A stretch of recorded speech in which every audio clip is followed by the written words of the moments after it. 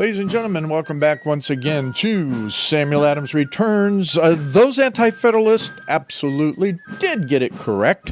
And we'll talk about a little bit more why, but I want to follow up with you. And yes, this is Tom Novolis, your host, from last week's program. A little bit of follow-up at the end. I mentioned that about the Puritan perspective and that's what our founding fathers, especially the likes of Sam Adams, clearly understood in relationship to what is good government. On a whole, the idea of, from the time of Cromwell, what happened during that revolution and forward, you have to understand that there were a lot of Americans in already the colonies. And that when it came to how do you look at government, good government that is supposed to be meaningful, well, there's a lot out there, and I'm not covering it today. I'm just taking a couple minutes to step into it a little bit. I don't know if or when I'm going to be able to truly follow up on this because there's so much already out there. And that is in relationship to good government has to, only way it's going to work, here it is, has to be from the idea, the format, and the belief that God is sovereign, period. When man brings himself up greater over every other man and God himself, you're never going to have good government. Never. It's not going to happen because man will always be that overriding component and want to be the master of every other man and woman out there. Or their false religions and sinful ideas like transgenderism, all of the other, that money even, economy even. When it's not brought into that perspective of the sovereignty of God over all things, then people will govern and do according to what?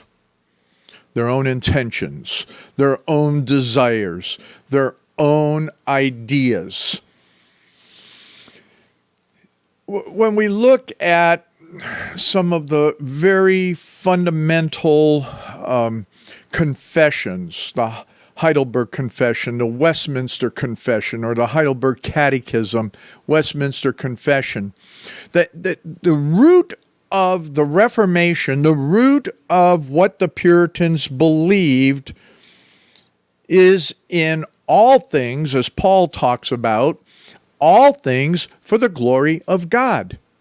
All things, all government, all economy, all things. And God is involved in all things. So that's a huge theological difference. And right now, in these United States in particular, the theology, the religion is none other than wokeism. Simplest way to sum it all up. And it's sister goddess of environmentalism. So they're all tied together because wokeism has that ESG, the environmental, governance and all the other nonsense. So everything woke. I guess we could sum it up that way. Makes it easier for people. Well, we need a great awakening to the fact that God is sovereign. And that's what I was trying to really get to and use somebody smarter than me in Dr. Salazar in relationship to what he's doing. So there's all that. There's all those other folks out there that, you can go down that reference if you want to. So with that, I want to get to the meat of today's program because there was a lot going on. Kath and I sit back and we look and we talk about it and we sit here and go, man, it is amazing how fast evil will work when you give it that window of opportunity, when there are not people who have that right-mindedness, that right belief system, that right theology, then what happens is evil is like the goofy movie that's out there. I can't remember the exact name of it, but where there's this giant black spot that's out there gobbling up things. You know, it's a sci-fi movie. I think Bruce Willis is in it, and it's, you know, the only savior is Jesus, not some interplanetary redhead. But the fact of the matter is that that's how evil moves, fast, gobbling up everything in its sight, destructive. And that's what we have with the Biden administration. I use Biden because Biden is only part of Obama and all of the rest of the evil that we see consuming everything: education, churches, political systems, monetary system. So let's get into a little bit on J6, or the bonus army. Now, if you go to the promo at SamuelAdamsReturns.net for today, you'll read in there some of the points that I try to bring out. Now, I've talked about the bonus army in the past, and we'll talk about it a little bit more today, but I kind of titled the program this way: J6 or bonus army, the Senate bombing and the financial sector bombshells. Clearly, from everything that anybody with a brain, or who is, I guess, talking to the choir on this program, January 6, 2020 was no insurrection. Nada. Flat out. Not. So we have to then consider also, when we go through and look at J6, we look at the bonus army, the Senate bombing was a direct attack, actually bomb going off in the Senate building. How come the media doesn't go back and talk about all the leftists, the communists, the radicals that did that? They don't even talk about the Black Lives Matter people that destroyed portions of D.C. during their riots. So another one that I want to give you a link to, the link is there down in the references, is for shooting right there in the congressional chambers. Congressmen being shot in the chambers. Now that is more insurrection, right? Really? You know, radical, getting in there. Wait a minute. And most importantly, and this is just from the first paragraph of today's newsletter, is that the financial sector bombshells started with 2008. And now we have the cluster bomb, that thing that explodes all the bomblets all over the place. And usually they actually have the UN and all these others are going, oh, you can't use those anymore because they leave behind landmines. They leave behind little unexploded mines that are killing people later. Oh my, that is the financial system from 2008, actually left over from FDR. And it is a debacle of our present. But we have to look at it from the whole idea, and we'll talk about it somewhere in today's program, about it being the banking system that was brought forward in 1913. Fractional, the centralized fractional banking system is the problem. It's not what our founders intended for monetary mechanisms. You go back to the anti-federalist letters, and once again, I can take you through that, and it dissects everything. I mean, it gets down to the scalpel on the frog, every aspect of cutting to that vein in that little frog leg that defines our present. Now, when I talk about the frog, well, Modern American people, for the last 150 years, have been those frogs boiled in the pots of the modern education system established with John Dewey's help, to the point of destroying the fundamentals of education that our founders wanted, that would be God-centered, common sense, and what it means to be a citizen. But I've covered that before in other programs as well. So what I want to do is go through and make sure you understand the riddle in history when we consider January 6th.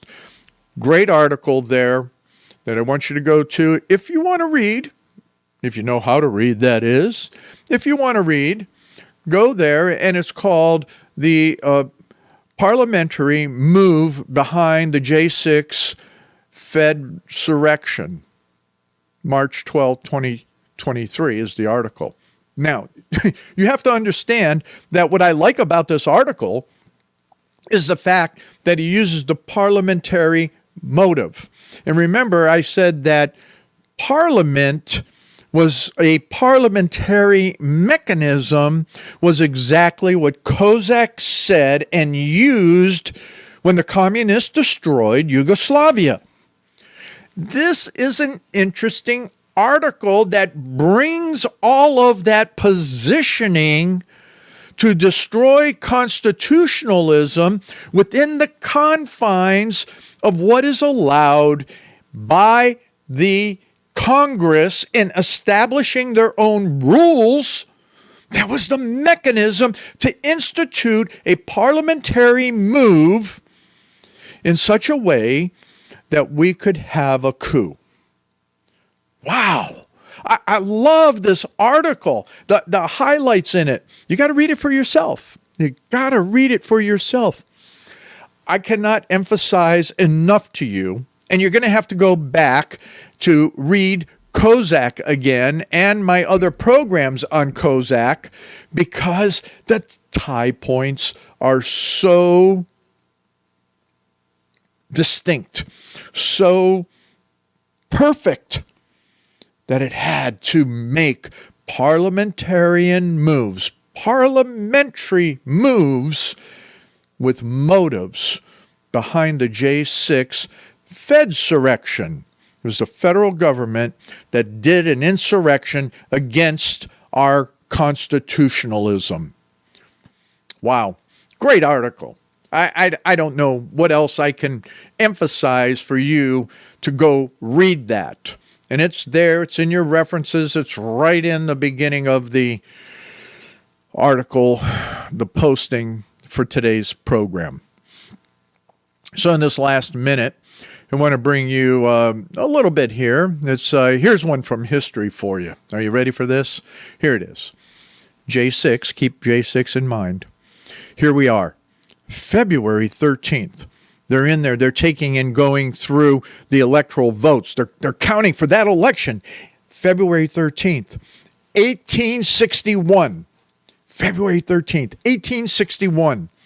And I quote, "A mob tried to break into the Capitol to disrupt the electoral vote count following the 1860 United States presidential election." Got it? Capitol security blocked their entry because they lacked proper credentials. Instead, the mob stood outside yelling insults at General Winfield Scott, who headed the Capitol security force.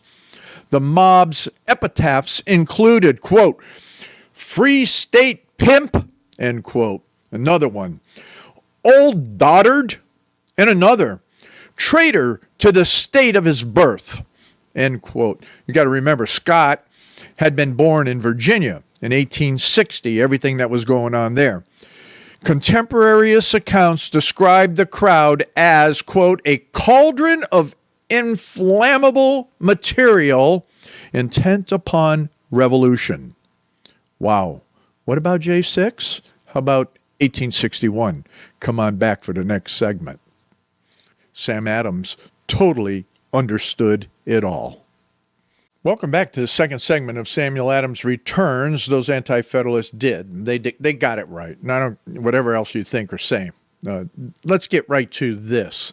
Is that we talked about J6 kind of at the end of the last segment, and now we tied in a couple interesting aspects, and I tied in for you an article that I am just enamored with. They really well studied. But let's think about what happened with the bonus army. You know, I left you off on what happened in certifying that 1860 presidential election, but that wasn't, to the point of anybody got really, crazy violent and all of that. But there was. I mean, they were right at the cuspice of, as it ended the article there that I quoted to you, a revolution. Now, what we have here is that with the bonus army, this was real interesting in the fact that these are World War I veterans that were supposed to be compensated. And the economy took a nosedive in the 30s, as many of you well know.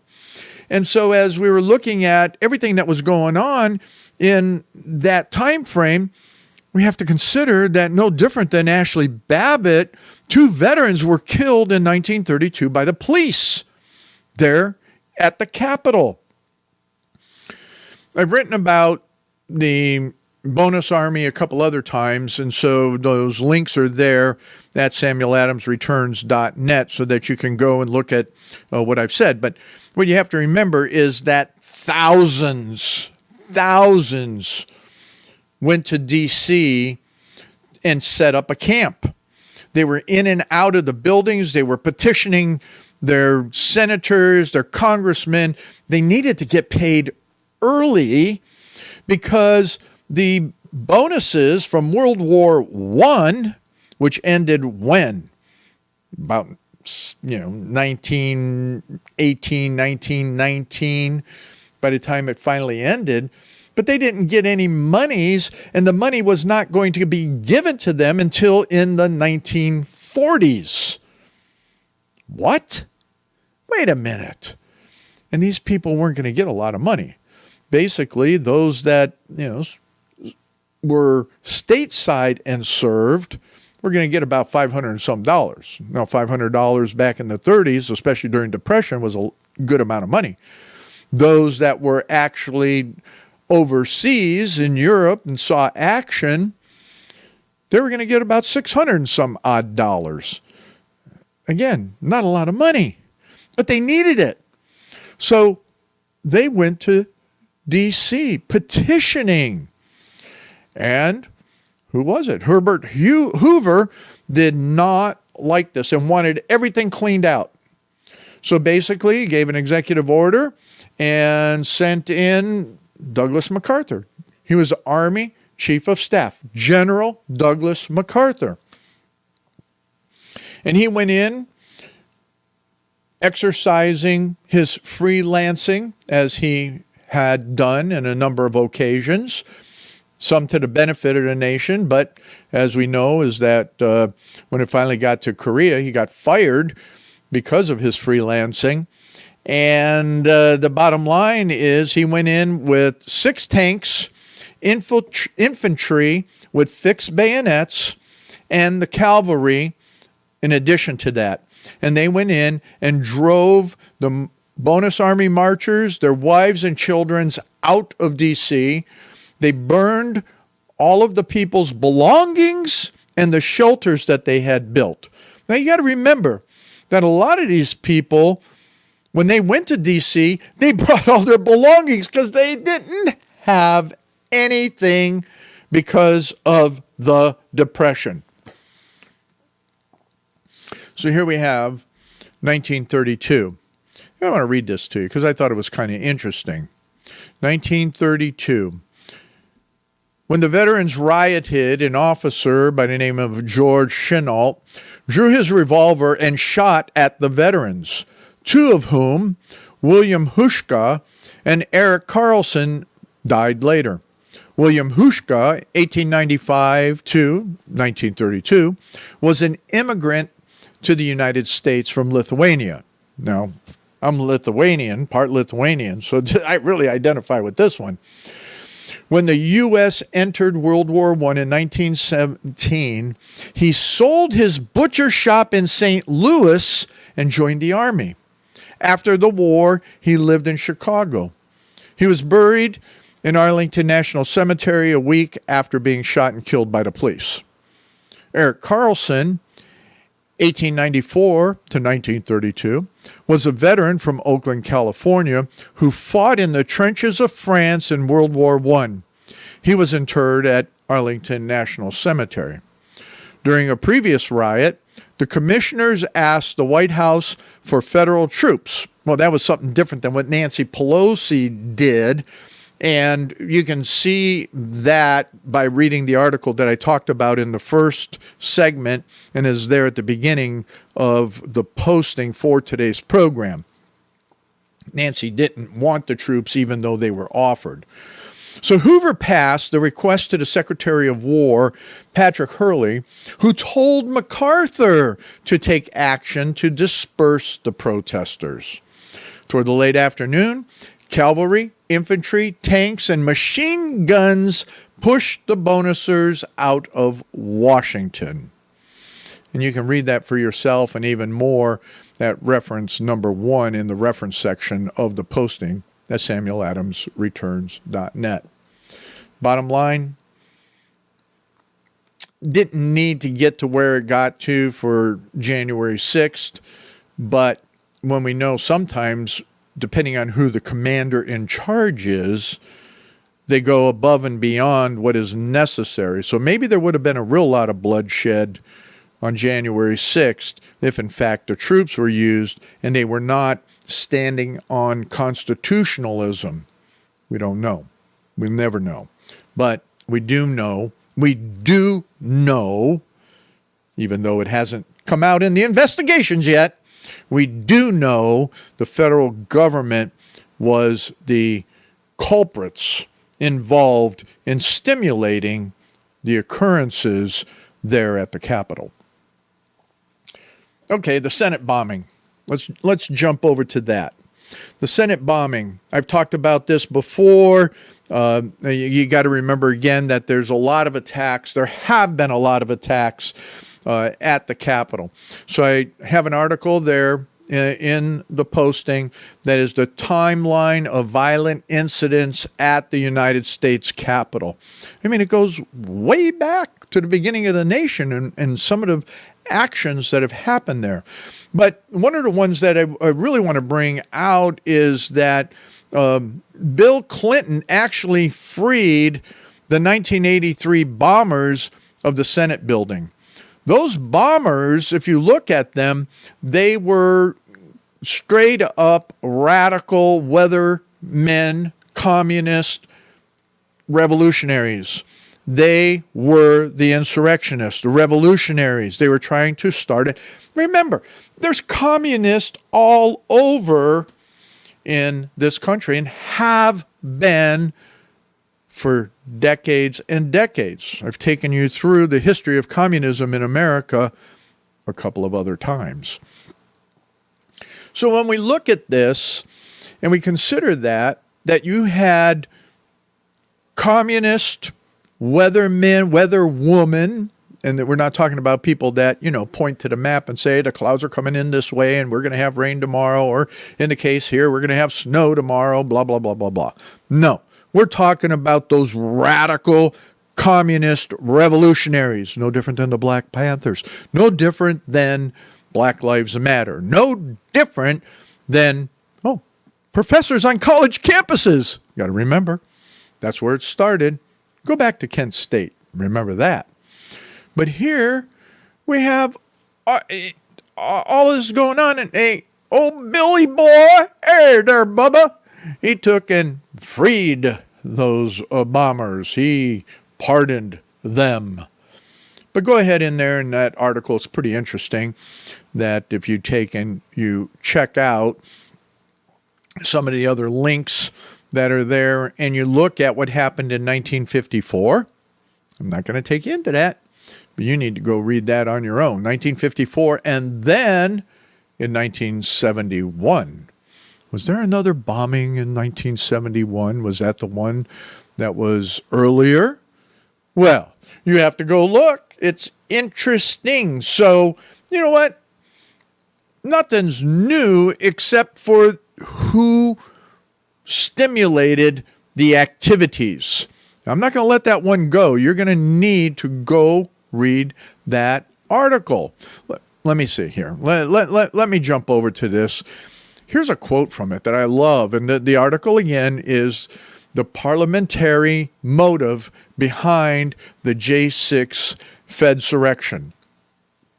And here's something from the Ring of Truth. That's what it's called. The Ring of Truth. The quote is from Edith Wharton, 1908. She goes on to say, I am too well accustomed to the taking of evidence not to detect the ring of truth. So it goes on, and within the questions, what goes on with the FBI, what happened there? There's always been nagging questions about the why. Why did not the FBI communicate their concerns to the frontline troops? Why did the Capitol Hill complex not have a real perimeter set up? Why did Nancy Pelosi not accept all of those troops being offered by President Clinton? What are the whys? The whos, and I'm not talking about those folks there in that Dr. Seuss story. I'm talking about the who did it's there on Capitol Hill. And the who did it's, Nancy Pelosi, Vice President Pence, Schumer, McConnell. What was their relationship? What was it that they were bringing together? And the interesting component in that as well is that when you take a look and you see that just literally, and I'm reading this from an article that is doing a subset, there's doing a quotes from the article that I just mentioned to you in the Gateway Pundit. Here's a quote from there. It says, just moments, literally 3 minutes before two representatives issued a vote for motions to suspend the certification, the House members were informed by Capitol Police and other agents that protest was about to breach the chambers. It was at that time that key people, Pence, Pelosi, Schumer, and McConnell, can be seen walking out and escorted from the chamber. This effectively halted the entire chamber process. So with that, the two motions were completely legal and constitutional under at least two constitutionally recognized procedures, but the procedures would require the House to pause the certification and then vote to determine whether the motion of suspension could move forward. But those never made it into the record, never made it to the House floor, never made it to a debate. And then, because of a declared emergency, which this was, a declared emergency, everything got wiped out. And the existing rules suspended. And Nancy Pelosi could then come in and establish the rules by which she would rule. And then Pence could legally say, hey, I had nothing to do with it. There was nothing I can do constitutionally because of the House rules. Remember that program that I talked about, the old House rules and now the new House rules under this Republican-led Congress? Those old House rules were established for that moment in time. Ladies and gentlemen, Sam Adams warned over and over about what would happen when you had designing men and now women involved to the destruction of our liberties. We lived it. Come on back. Ladies and gentlemen, welcome back to this last segment of Samuel Adams Returns. This is Tom Navulis, your host. For those out there, I just want to let you know that please go to either, one of the three to take and watch this program if you want to. Again, you can always listen to it and download it at samueladamsreturns.net and read the blog portion of it for today's program. But you can go to Rumble, you can go to Brighteon, and you can even go to YouTube till they kick me off of there to actually see my smiling face and watch the expressions that I have when I talk on this program. Also, for those that are in Lima, there with, I call it my Screaming Eagle friends, please go find the program and listen to the second segment. I think you'll find it extremely interesting and follow up on. And for those that would be interested, you still can donate, help out. We just paid some of our bills that we needed to, our accounting service and all of that. So we do have some responsibilities in keeping this program on the air.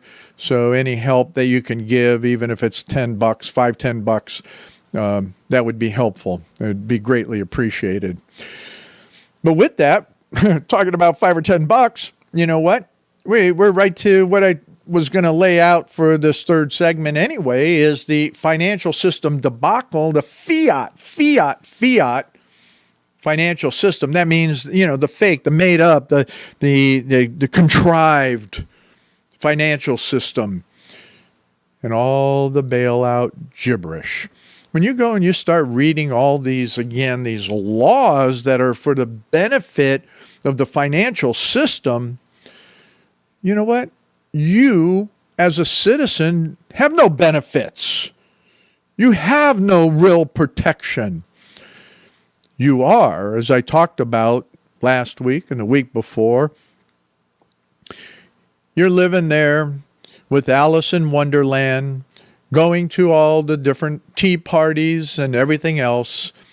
And in fact, and so many people out there are plugged into the matrix and are happy to be living in that which is being designed for them. Once again, government becomes their God, that which they are wholly and totally dependent on. And that's what government wants to do. That's what it wants to be. Versus what God wants for us, to know Him, to love Him, to be those that would do according to His purposes for humanity. And it's not all the liberal wacko religion ideas of it. No, there's very specific biblical ways of dealing with it. And I covered it in the beginning of the program. It begins with what we would understand from the fundamentals of the Reformation and the implementation of those truths by the Puritans in government, in finance, in society, in personal life, in education. It's all covered. Anyway, let's get on to this financial fiat, this fiat of a system. And I don't know, we're not going to get into the gibberish a whole lot, but I like what I wrote. I wrote this thing here. I thought I got a little creative, so a little fun with it. For those that aren't going to samueladamsreturns.net, all the yellow bricks are not gold, but do lead to China. They do. Yeah, and I'm not even going to get into the ideas of corporatism because I put there in the posting, 3 programs that I talked about corporatism, even in I'm doing this with my fingers, the air quotes, on the little c Christian churches that are involved in corporatism and are okay with it. But, the fiat financial system, bottom line, if you have not really thought about it, which I'm sure many of you do, is that it's criminal. It's theft. Our taxation system, the way that it has been designed, is theft, as well as bailouts for banks, especially those that I want to focus on right now here, is that this Silicon Valley Bank, SVB, Sierra Victor Bravo, they took and they fueled China startups. So right off the website, here you go. When China was still new to venture capital in the late 90s, SVB was among the first financial institutions to start serving the country's startups, while traditional, risk-averse banks avoided them. Over time, the bank has become a popular option for China-based startup funding in U.S. dollars, as well as some China-focused U.S. dollar venture capital firms. End quote. That's right off their website. So, hey there, Biden. Why do you not call up the chairman of China and say, hey, chairman, seeing how it's your venture funds, it's your companies, how about bailing out Silicon Valley Bank? Do you think, the guy's so gutless, all these lefties are so gutless, they don't have the intestinal fortitude, let alone, oh, you know what? That's the transgenderism out there in the political system, is they have no testicles? Let's just say it like men would say it. They have no balls to do what is right. I'm sorry. No intestinal fortitude to do what's right. Anyway, I think we had a little fun with that one. Enough. So when you look at what SVB's page has, you have to remember, once again, Bill Clinton was president of the United States and was giving China all sorts of stuff. He gave away secrets. He gave away reactor secrets. He even gave away, because I was jumping up and down about this in the 80s, he gave away some of our technology for quiet propellers on submarines. Yeah, people forget about all that stuff, but, a lot of the people weren't alive in the 80s now, and especially these young radical punks. I'm sorry, they are, but that's their professor's fault, their parents' fault, the church's fault. All right, back to Bill Clinton. So, when you think about that, he was there at that time. So, let's get here to our present president. Senator Biden's words of July 18th, 2000, during the hearings on, and I got the link there for you, giving permanent normal trade relations status to communist China, national security and diplomatic, human rights, labor, trade, and economic implications. I got the link to the whole report for you. This is what was going on in the Senate at that time on July 18th. And this was what Mr. O'Biden was, well, can we say O'Biden? Let's see, was Obama in the Senate at that time? Go figure that one out. But O'Biden, because that's what he is now, this is what he had to say. Listen, I'm going to quote from that document. Right? We're going to quote from that document. I, for one, am quite ready to adjoin this issue and am frustrated that we are not doing that on the floor of the Senate. Looked at one way, granting permanent normal trade relations to China has little to do with our national security. PNTR for China does not lift any sanctions on China. It does not increase their access to controlled U.S. technology. It does not increase their access to our markets. And that is because the U.S. already grants China normal trade status on an annual basis. And we have done that every year since 1979. Granting permanent normal trade relations to China is all about opening their markets to U.S. goods and investment. From my perspective, and trade concessions are all one way in this deal. Ha! Little did we know, he and his family were going to make millions off of this. No wonder he was in favor of it. Wow. I just go back into all of these various documents and you sit there and you go, whoa, puppy, what were we thinking? Well, we're not. That's the point. We don't think because we've elected those who will do what is right for us.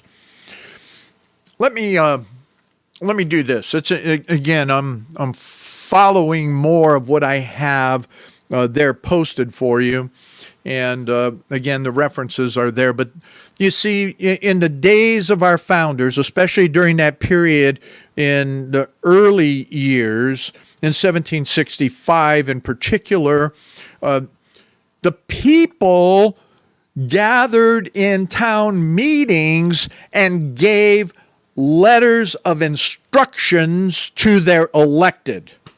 We don't do that. We elect some yo-yo, the majority are. We elect these yo-yos to go out there and do what we think they're going to pay attention to and do correctly. But no, they're bought off by the lobbyist and all of that. So I went ahead and I was looking for some information about money and the money systems of the time. And what I found here was out of the instructions of the town of Boston to its representatives in the general court. And this was in September of 1765. And you have to remember that there was a war that had gone on. And this is what it says here, that Sam Adams was the primary author of this. Quote, "And in the late war, more especially by their surprising exertions, they have brought upon themselves, and this being England and the king and the parliament, a debt almost insupportable." Stop. Where are we with all of that right now? And now we're doing this stupid, Ukrainian thing.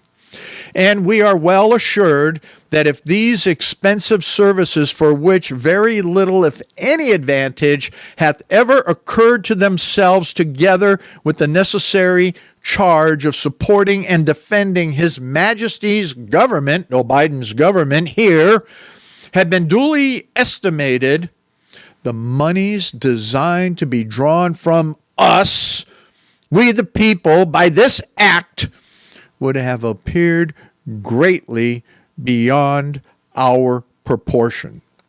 Ladies and gentlemen, I don't have enough time to go into any more of that, but you have to understand there's nothing new in history. It's the mirrors of history. What we're seeing here is the reflection of what occurred in 1765 with the Stamp Act and all of the other egregious acts. And you know what? Our founding fathers did not put up with it, but we're so dumbed down. We just fall right into it, except for a minority. My friends, first of all, what you need to do in actions is to put the sovereignty of God first. See that there is reformation in your church. Pray for it. Challenge those who do not put the sovereignty of God first in every aspect of life. Sam Adams did. So come on back next week when Samuel Adams returns and the Anti-Federalists got it right.